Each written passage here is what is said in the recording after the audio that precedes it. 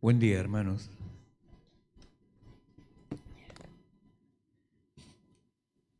Hoy es como que ya Dios estuvo obrando. Cuando Katy decía que tuvo una semana complicada, lo primero que me vino es somos más parecidos de lo que parecemos. Hemos tenido y vamos a seguir teniendo, porque estamos en proceso de formación. Dios está tratando con cada uno de nosotros. Y las dificultades son las mejores oportunidades para que nos probemos a nosotros mismos dónde estamos parados, cómo está nuestra fe y sobre todo nuestro compromiso con el Señor y con la iglesia. Esta mañana quiero compartir un sentir que tengo desde hace bastante tiempo en mi corazón. Pero quiero que abramos la Biblia en el Salmo 133.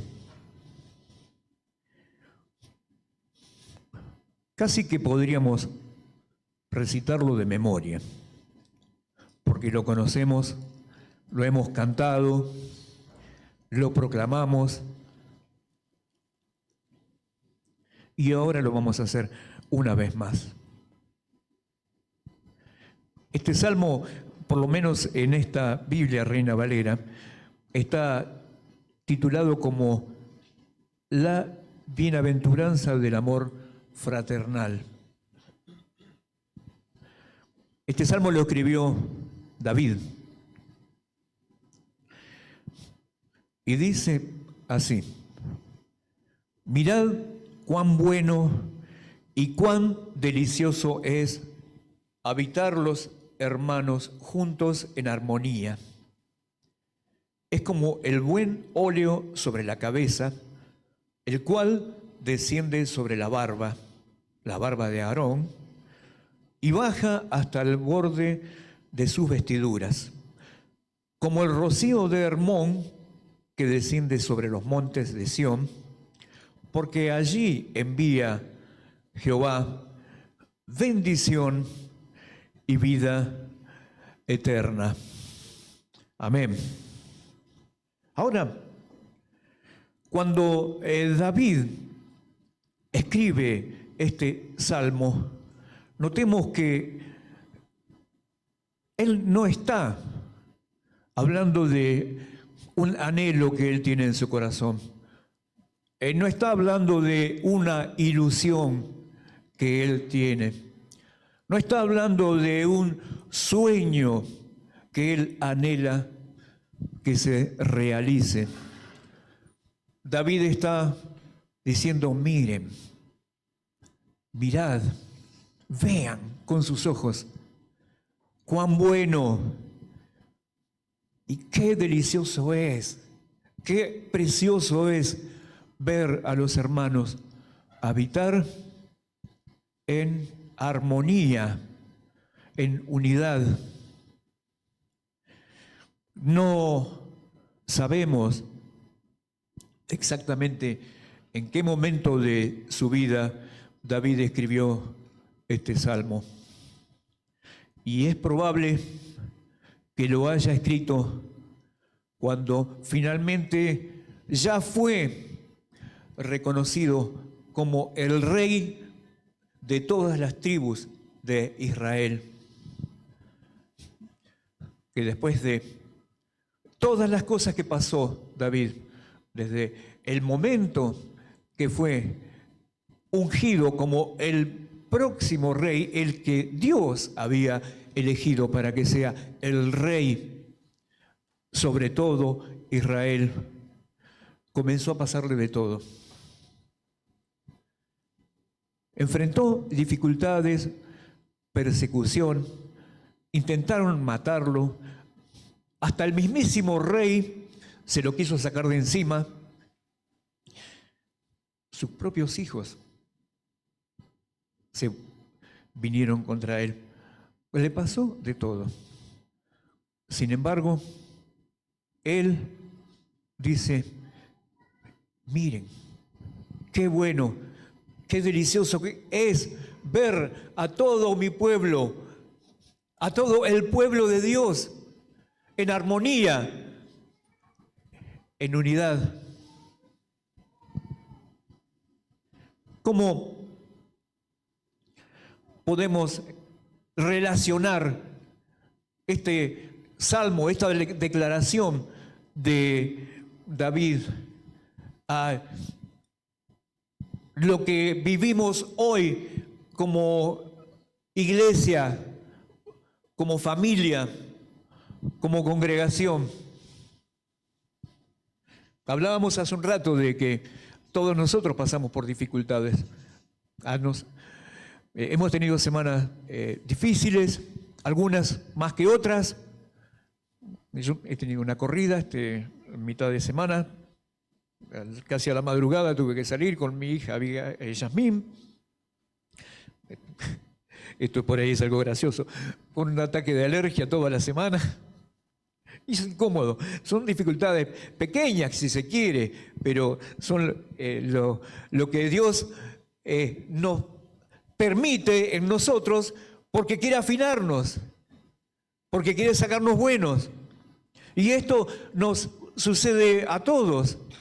Quien más o quien menos ha tenido dificultades, mínimas dificultades económicas, que eso lo estamos pasando todos.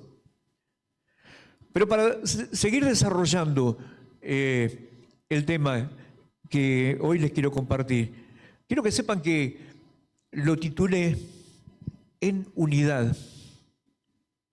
Y esto nos concierne a todos como iglesia. Ahora, demos un salto importante porque ahora en la Escritura, porque ahora vamos directamente a la declaración, mejor dicho, a la oración de Jesús por sus discípulos.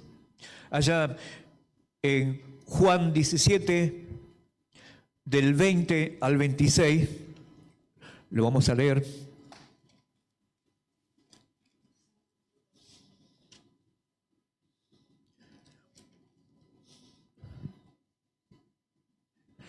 Extraje los versículos que el Señor puso en mi corazón del capítulo 17, pero yo les recomiendo que lo leamos en casa, que lo leamos todo y lo leamos discerniendo el por qué Cristo está orando, clamando por sus discípulos.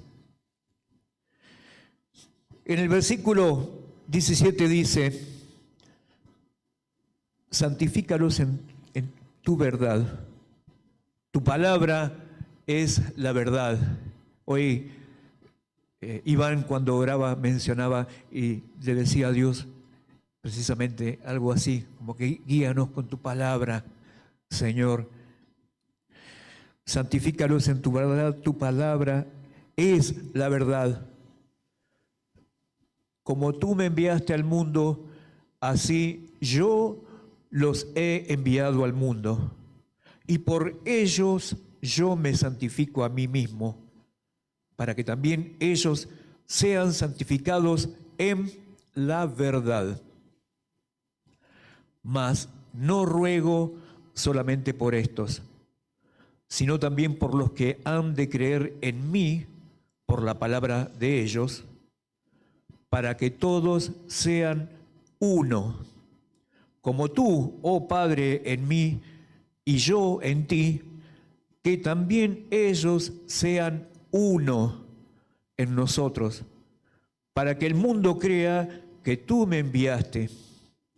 La gloria que me diste, yo les he dado para que sean uno, así como nosotros somos uno. Yo en ellos y tú en mí, para que sean perfectos en unidad, para que el mundo conozca que tú me enviaste y que los has amado a ellos como también a mí me has amado. Padre, aquellos que me has dado, quiero que donde yo estoy también ellos estén conmigo, para que vean mi gloria que me has dado, porque me has amado desde antes de la fundación del mundo. Padre justo, el mundo no te ha conocido, pero yo te he conocido, y estos han conocido que tú me enviaste. Y les he dado a conocer tu nombre, y lo daré a conocer aún, para que el amor con que me has amado esté en ellos, y yo en ellos. Notemos que cuando Jesús está orando fervientemente por sus discípulos, en 4 oportunidades repite, que sean uno, como nosotros somos uno, que sean uno entre ellos con nosotros, que sean uno para que el mundo crea que tú me enviaste a mí. Y finaliza este capítulo hablando del amor, de cómo Dios ha amado a Jesús y ha dado de ese amor a través de Cristo Jesús a nosotros, a sus primeros discípulos, a toda la gente que Jesús les habló, les predicó, les amó, los sanó, los liberó. Ese amor que trascendió a través de los siglos y de las dificultades por las que atravesó la iglesia, con todos sus vaivenes. Ese precioso amor de Dios sigue intacto. Por eso Jesús anhela que nosotros nos amemos de tal manera que lleguemos a ser uno en nuestra fe, en unidad, con todo lo que ello implica. Ahora, bien,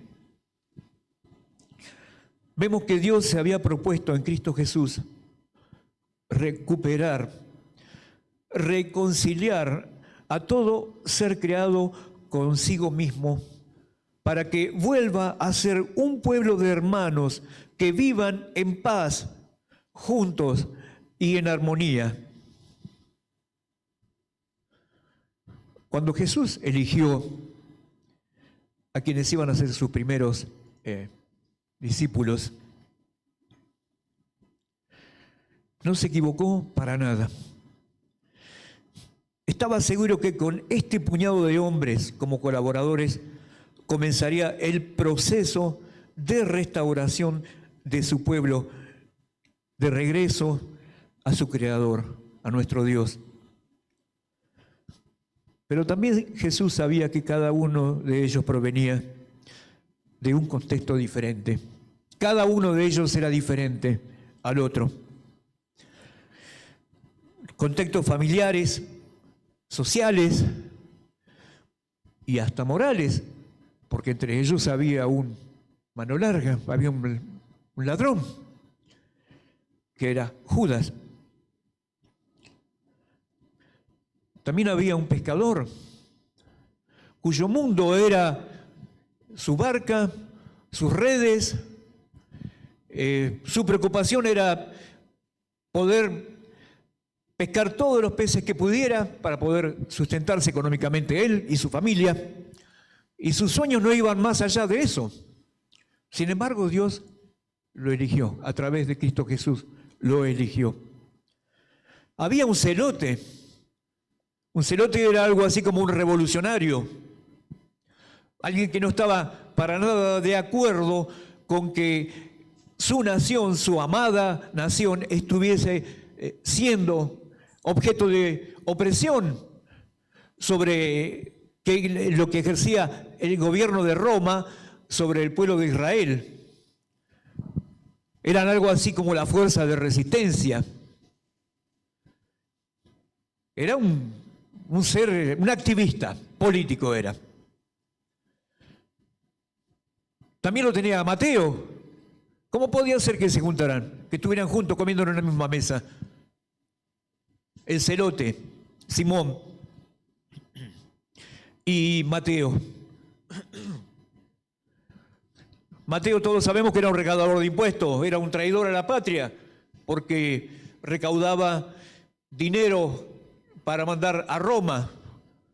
Y la gente, sus hermanos, sus conciudadanos, tenía que sacar de donde no tenían para dar ese aporte, ese dinero que iba a ser destinado para gastar en fiestas y en cosas que ellos ni imaginaban.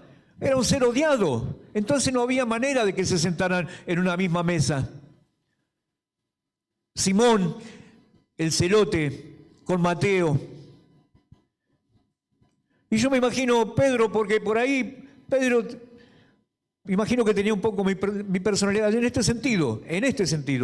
Yo soy muy reflexivo, pero soy de pocas palabras, soy de hablar poco. Imagínense, Pedro debe ser así. Debería ser así. ¿Y de qué cosas podrían hablar?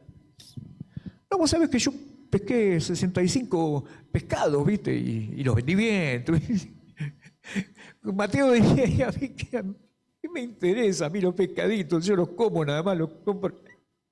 Bueno, Dios, en Cristo Jesús logró que haya esta unidad en las diferentes personalidades de aquellos que Él había elegido para que sean aquellos primeros discípulos que iban a ser formados para después salir a predicar las buenas nuevas de salvación.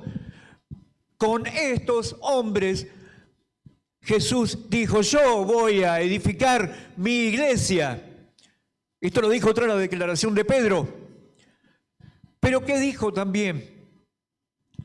Que las puertas del Hades no prevalecerán contra la iglesia.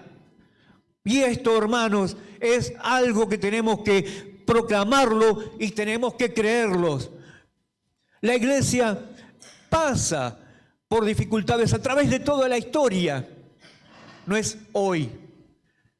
No es la congregación de Morón, ni la congregación de Ituzaingó, ni la de Villa Tesey, ni toda la iglesia pasa por dificultades. ¿Por qué?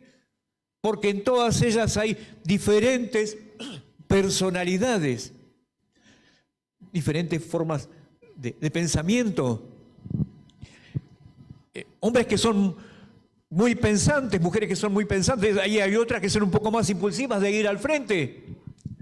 Y en ese ir, a veces hay roces, hay choques, lo cual no significa que la iglesia esté mal, que la iglesia esté perdida. Esto lo venimos escuchando desde hace mucho tiempo. La iglesia está mal. La iglesia está mal. Yo no digo que la iglesia esté perfecta. Lo que digo es que Cristo la está perfeccionando. Cuando el Espíritu Santo obra en la iglesia, cuando nosotros le damos lugar al Espíritu Santo, Él se ocupa de acomodar todas las cosas.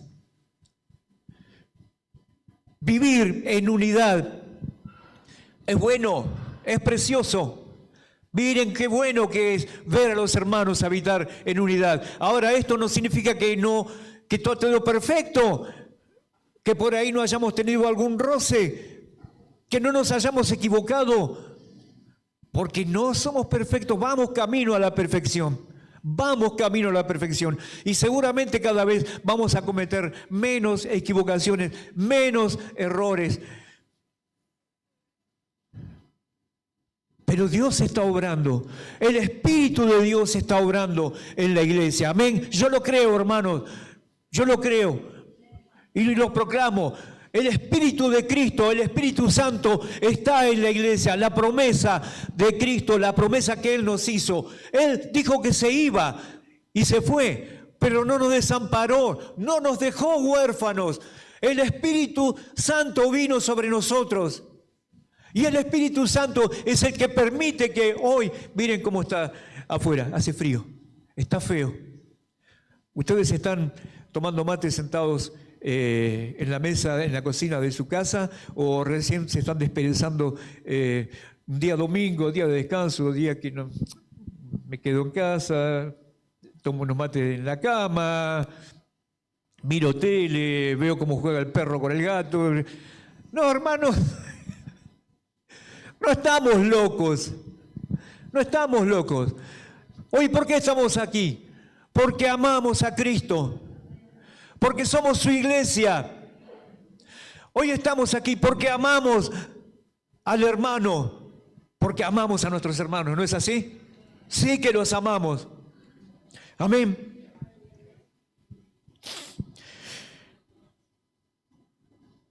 Como ya dijimos, Dios se había propuesto en Cristo Jesús comenzar la tarea de edificar su iglesia.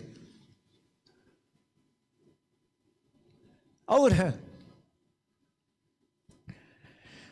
Jesús oraba fervientemente por sus discípulos. Pero también sabemos que estos hombres, tras la declaración de Jesús de que iba a padecer mucho en Jerusalén, que iba a ser azotado, iba a ser torturado salvajemente, iba a ser colgado en una cruz, iba a morir por aquellos 12 que él estaba formando y por todos los demás, por toda la humanidad. ¿Qué hicieron estos buenos hombres? Comenzaron a discutir entre sí a ver quién sería el sucesor, el que ocuparía el lugar de líder. Como no teniendo en cuenta que Jesús le había dicho, al tercer día volveré, estableceré mi reino. Esto parece que no lo registraron. Cristo volvería. Cristo volvió. Su lugar no está vacante. Cristo, Él es el Señor. Cristo es nuestro Rey. Cristo es la cabeza de la iglesia. Y Cristo aún anhela que vivamos en unidad, en armonía. Porque el amor con que Dios ha amado a Cristo tiene que estar en nosotros. El amor de Cristo debe estar en nosotros. Amén. Jesús, cuando le lavó los pies, les estaba mostrando con hechos concretos que debían servirse unos a otros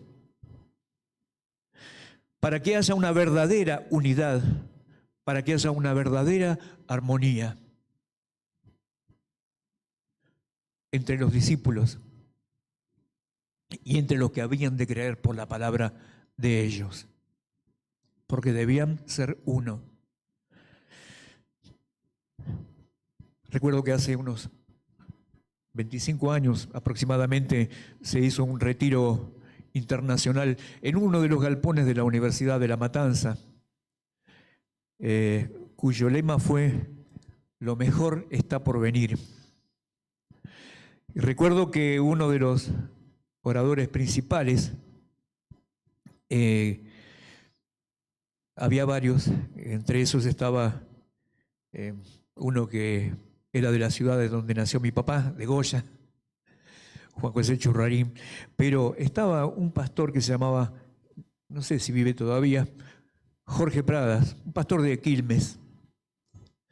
Y cuando le tocó compartir a él la palabra, comenzó diciendo: Padre, que sean uno. Y una de las frases que me dejó de las que compartió este hombre aquella mañana fue que él dijo: la unidad de la iglesia no se consigue haciendo grandes eventos, sino con hechos concretos de amor. Quiero recordar que fue un retiro precioso, hermoso. Recuerdo que mis hijas eran preadolescentes y querían estar en la reunión de los jóvenes que se iban a quedar, y yo me opuse. Digo, no, porque ustedes todavía son chicas. Y un hermano me convenció, me dice: hermano, déjala que se queden. Cuando quieren las cosas de Dios, déjalas. No importa que todavía por un año no lleguen a estar con los jóvenes, son adolescentes, bueno, que se queden.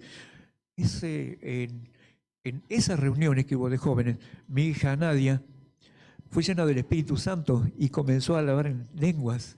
Y vino contenta a los saltos, me dice: papi, recibí el don de lenguas. Fue un tiempo precioso. Amén. Bueno, vamos a leer Juan 3:18. Primera de Juan 3:18. No sé si lo dije bien. Primera de Juan 3:18.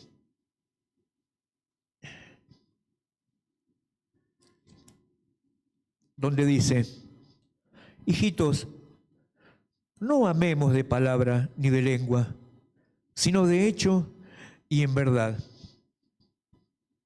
Ahora bien, a medida que vamos creciendo en años y que vamos creciendo también en número en la congregación, yo diría que es casi, no sé si normal o natural, pero con algunos acrecentamos lo que es una relación amistosa más que con otros.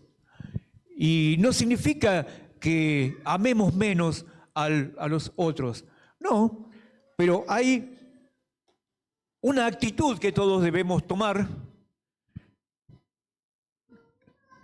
Aquellos con los cuales normalmente no tenemos demasiado trato, ellos deben estar seguros de que los amamos. Y nosotros debemos estar seguros de que los amamos y que pueden contar con nosotros cuando sea necesario, por cualquier razón que sea. Porque Cristo ama sin medida. No me ama más a mí y menos a otro. No ama más al otro y menos a mí. Nos ama a todos por igual. Y de esta manera es como debemos amarnos los unos a los otros. Jesús dijo en Mateo 22, Mateo 22 del 37 al 40.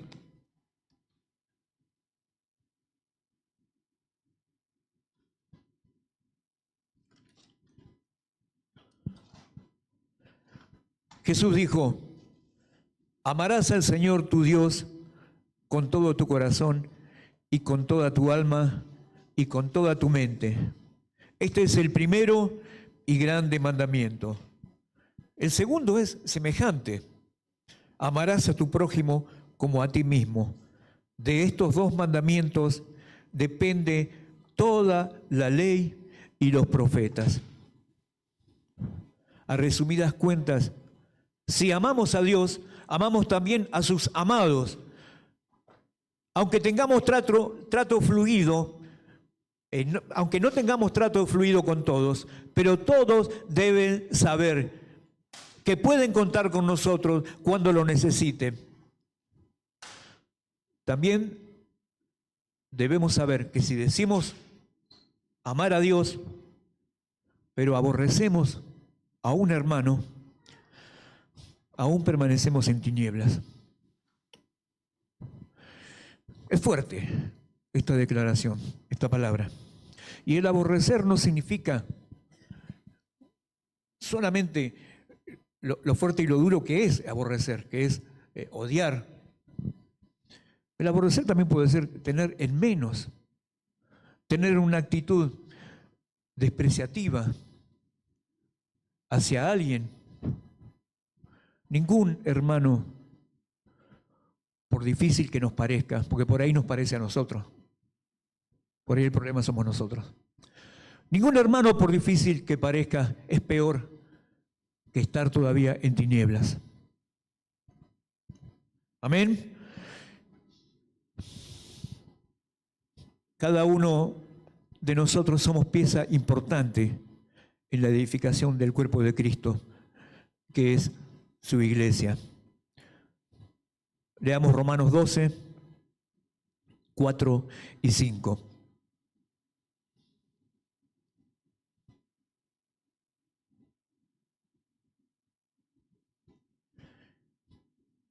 Porque de la manera que en un cuerpo tenemos muchos miembros, pero no todos los miembros tienen la misma función. Así, nosotros, siendo muchos, somos un cuerpo en Cristo y todos miembros los unos de los otros.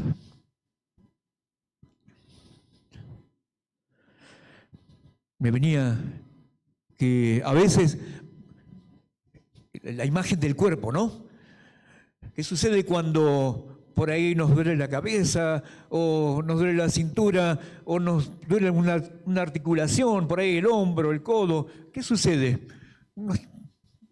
Tratamos de funcionar y lo hacemos, pero no estamos en la plenitud. Lo mismo sucede cuando vamos caminando por la calle y por ahí pisamos alguna piedra. ¿Qué hacemos? El cerebro da una orden. Estabilizate, recupera ponete de nuevo firme y seguí caminando. El otro día vi como tengo un compañero que se le caen las cosas y tiene la costumbre de dejarlas tiradas o si no las patea. Y el otro día iba caminando y se cruzó con una palita de estas que no sé si tenemos por ahí, que es de plástico, la base de plástico, y tiene un cabo. Y se pasó por el lado y se le cayó. Y la pateó, y cuando la pateó se le atravesó en las piernas. Y no solo el golpe que se pegó, sino que hizo como 1 o 2 metros trastabillando, tratando de recuperar la estabilidad. Bueno, así pasa en nosotros cuando alguno de los miembros de nuestro cuerpo no está funcionando correctamente. Pero la cabeza, que es Cristo, da órdenes para que volvamos a reincorporarnos, que volvamos a levantarnos y sigamos avanzando como iglesia, como cuerpo de Cristo, en unidad.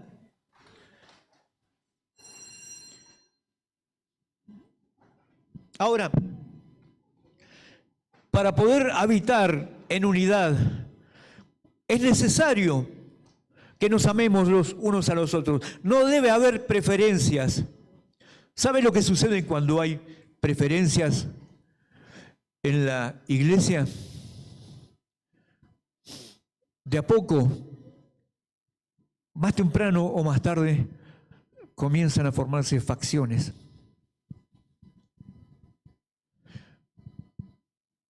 Y el cuerpo de Cristo, la iglesia, no está fragmentada, hermanos. La iglesia no está fragmentada. La iglesia es una. El cuerpo de Cristo es uno. Así que no debemos tener preferencias por unos o por otros. Todos somos partícipes necesarios. Todos somos importantes. Todos. El pequeñito, hoy lo miraba cómo iba y venía para allá.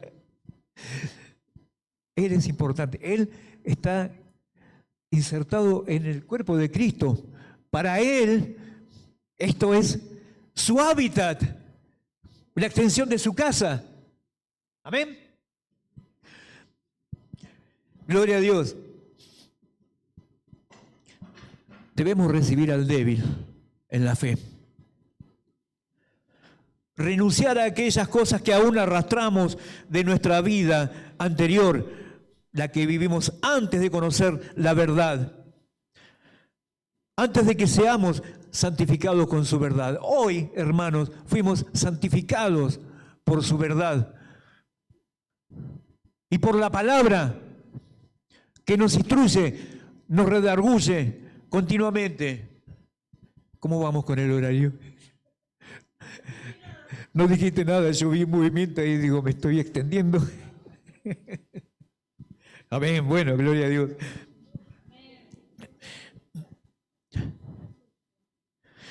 Su palabra nos confronta con nuestros pecados. Y no estamos hablando de groserías, pero iras, contiendas, celos, ninguna de estas cosas deben permanecer en nosotros, hermanos.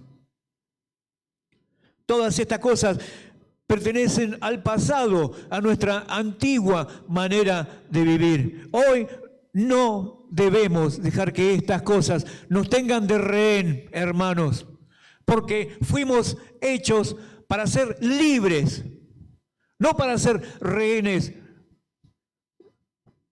de nuestras miserias pasadas. Cristo las clavó en la cruz. No tenemos nada que ver con el viejo hombre. En Cristo Jesús todas las cosas fueron hechas nuevas. Todo es hecho nuevo y sigue haciendo cosas nuevas cada día. En cada uno de nosotros, en el bien y con el propósito de que haya una verdadera unidad en la iglesia.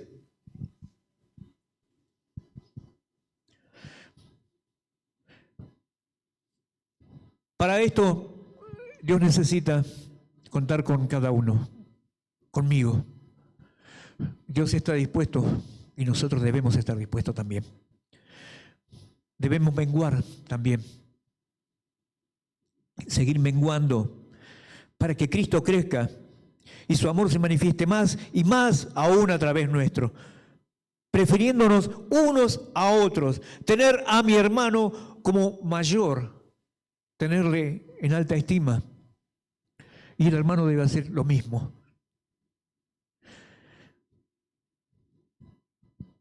Ya que hablamos de mayores, en la iglesia tenemos mayores, pero no estamos hablando de jerarquías, estamos hablando de canas. ¿Qué debemos hacer con nuestros mayores? ¿Alguien recuerda a Santo Ricarte? Santo Ricarte era un anciano. Yo me acuerdo que cuando él venía, yo siempre le decía, el único santo, le decía. Era santo su nombre. Santo se congregó con nosotros hasta que su salud y la pandemia se lo permitió.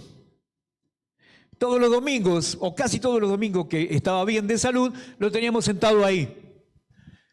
Y casi nunca pasaba un domingo sin que él orara por la iglesia. Yo recuerdo que en una oportunidad nos preguntó si podía él ir a dar una mano a la iglesia de la estación de Aedo, a Mirando con tus ojos. Y cuando le dijimos que sí podía, fue en varias oportunidades con su esposa. Ahora, lo que me llamó la atención y me dio mucha ternura es verlo un día que hacía mucho frío y estaba lloviznando y ahí estaban, firmes, 80 y pico de años. Y cuando terminó la actividad, dijo, ¿qué más puedo hacer? Y le dimos que visitara a alguna de las personas que se habían entregado al Señor ahí. Y ¿saben qué? Fue y visitó. Ahora, ¿qué le podemos decir a nuestros mayores? ¿Qué le vamos a achacar a nuestros mayores? No te voy a mirar, Susana, porque van a pensar que me estoy dirigiendo a vos. No me estoy dirigiendo a vos, ni tampoco a vos, Mari. Estoy refiriéndome a que nosotros, como iglesia, debemos honrar a nuestros mayores. Debemos honrar a nuestros mayores, los que están hoy aquí. Debemos honrar a Egda. Debemos honrar a nuestros mayores. No son una caja de sorpresa. Ellos ya siguen corriendo la buena batalla, siguen peleando la buena batalla de la fe, siguen corriendo la carrera. Pero tienen historia, tienen pedigre. Entonces, porque por ahí se mandan alguna macanita, honrémoslo, hermano, honrémoslo. También están en vías de formación, en vías de discipulado. Todavía no son perfectos. Amén.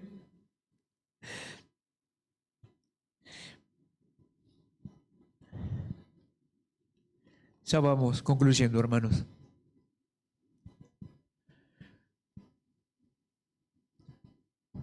Tomemos conciencia de que nuestra relación con la iglesia, que es el cuerpo de Cristo, es a través de Cristo mismo. No se puede pretender ser un discípulo de Jesús y no tener comunión con otros miembros de su iglesia. Si somos uno con Cristo, también lo somos con los hermanos. Amén. El vínculo que nos une como cuerpo de Cristo es el vínculo más trascendental que podamos tener en esta tierra. Cualquier otro vínculo que tengamos es pasajero, aunque dure muchos años. Muchos años. Por ejemplo, mis padres estuvieron unidos en matrimonio durante 60 años, muchos años. Pero ese vínculo un día se termina. Partió mi papá y ese vínculo se terminó. Nuestro vínculo con la iglesia es a través de Cristo, y lo que significa que nuestro vínculo es eterno, es para siempre, es por toda la eternidad. Conclusión, hermanos. ¿La iglesia es perfecta? No. Hay muchas cosas que podríamos mejorar. Hay tantas cosas que... Yo me acuerdo que en una oportunidad, hablando con una hermana, yo le dije, ideas tengo a patadas, pero son mis ideas. Hay que ver si el Señor está de acuerdo. El Señor es el que edifica la iglesia. Cristo, a través del Espíritu Santo, edifica la iglesia. Nosotros somos colaboradores suyos y todo lo que hagamos debemos hacerlo primeramente teniendo en cuenta que el Espíritu Santo es el que nos guía a toda verdad. Amén. Yo quisiera, Mari, ¿te puedes levantar un minutito? Sí, por favor, te pido que te pares acá. ¿Te puedo pedir que traigas a tu bebé, el más pequeñito? Es un minutito nada más, Mari. Acá.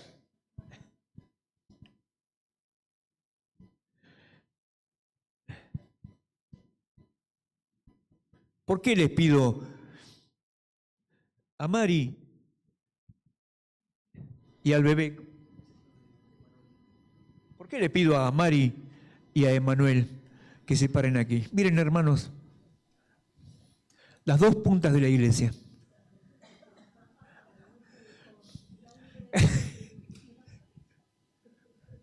Cristo fue a la cruz por Mari. Amén. Cristo fue a la cruz por Emanuel. Amén.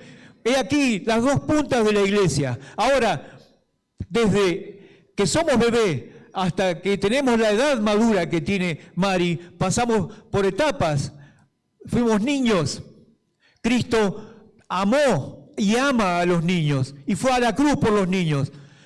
Pasamos a la preadolescencia, adolescencia, a la juventud. Muchos después nos hicimos adultos y hoy seguimos cumpliendo años, seguimos creciendo. Cristo fue a la cruz por su iglesia, desde Él hasta Mari. Amén. Pueden volver a sus lugares. Amén. Amén. Y hay muchos. Amén. Amén. Bien, Mari.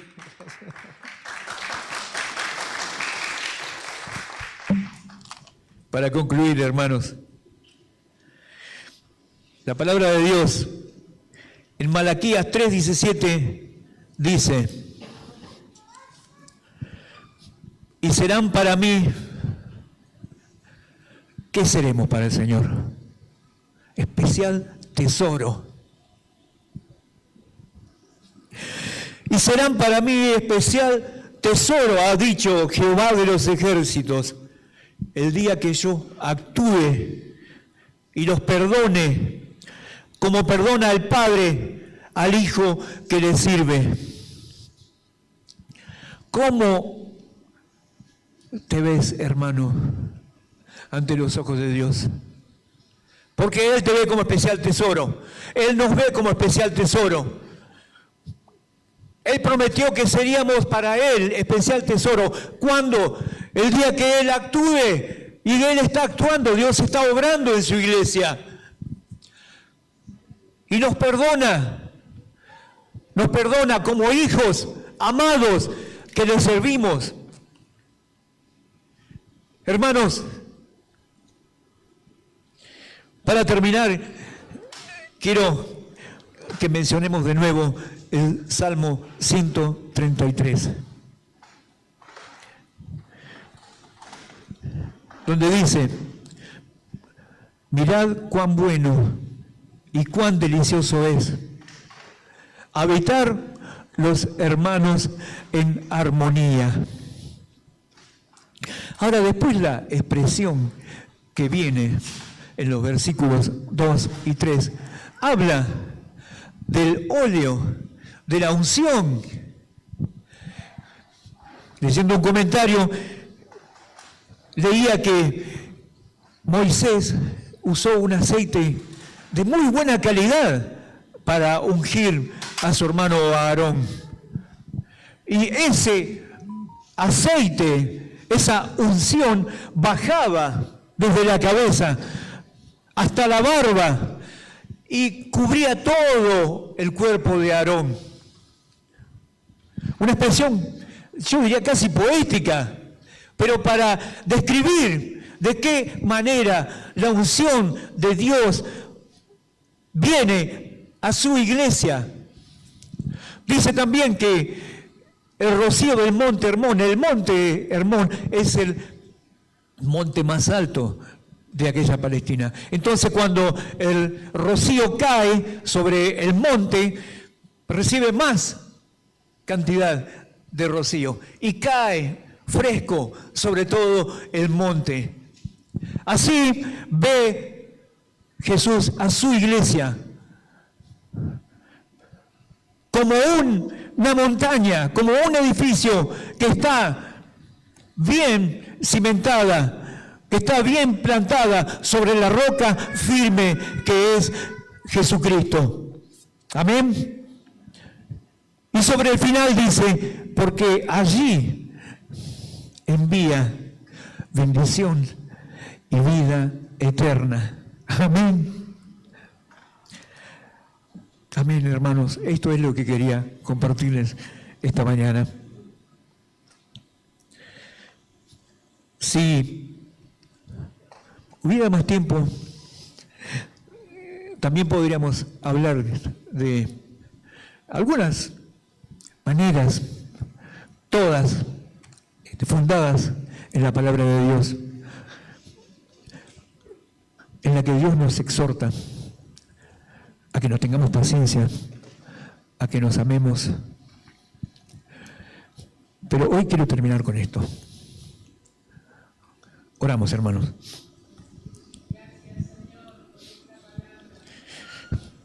Gracias, Señor. Gracias, gracias. Hacemos nuestro el deseo y la oración de Cristo cuando oraba por aquellos sus primeros discípulos, aquella oración que trascendió hasta hoy, hasta nuestros días, hasta nosotros, porque el anhelo de nuestro corazón es llegar a ser uno contigo, como el Padre, el Hijo y el Espíritu Santo son uno. Anhelamos ser uno contigo, Señor. Y que ese amor con el que nos has amado sea un amor verdadero, un amor que podamos sentir, que podamos palpar, que podamos ver ese amor a través de los ojos de nuestros hermanos. Ayúdanos, Padre, porque somos débiles.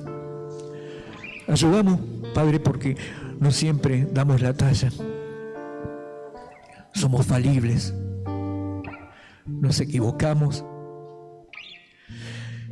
Confieso que a veces no tenemos paciencia. Confieso, Señor, que a veces nos cuesta honrarnos unos a otros. Señor, perdón. Perdón te pedimos por este pecado, Señor.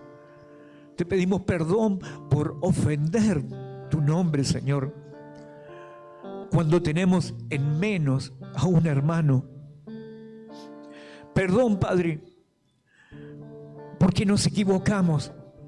Porque creemos a veces, Señor, ser inconscientemente, creemos ser mejores y no lo somos. El mejor eres tú, Señor. El mejor de todos. Aquel que nos ama. Aquel que vino y dio su vida.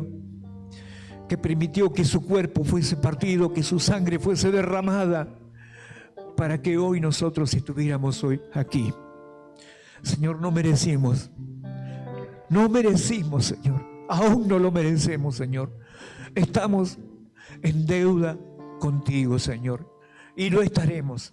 Seguiremos estando siempre en deuda, pero en lo que respecta a nosotros, abrimos nuestro corazón, Señor, y te pedimos, Espíritu Santo, que nos sigas moldeando, que sigas formando el carácter de Cristo en nosotros. Espíritu Santo, nosotros queremos menguar. Yo quiero menguar para que crezcas en mí. Para que cada día, Señor, tu amor se manifieste. Que tu amor, Señor, sea notorio. Y que no nos conformemos, Señor, con amarnos unos a otros. Porque afuera, Señor, hay una multitud de personas que necesitan ser amados. Que necesitan venir y conocerte. Saber que fuiste a la cruz por ellos también. Y que vos estás orando también por ellos. Padre, úsanos, Padre. Úsanos, Padre. Pero primeramente, Señor, que seamos uno en ti, para que el mundo crea que tú enviaste a Jesucristo. Te lo rogamos, Señor, te lo imploramos, en el nombre de Jesús. Amén. Amén.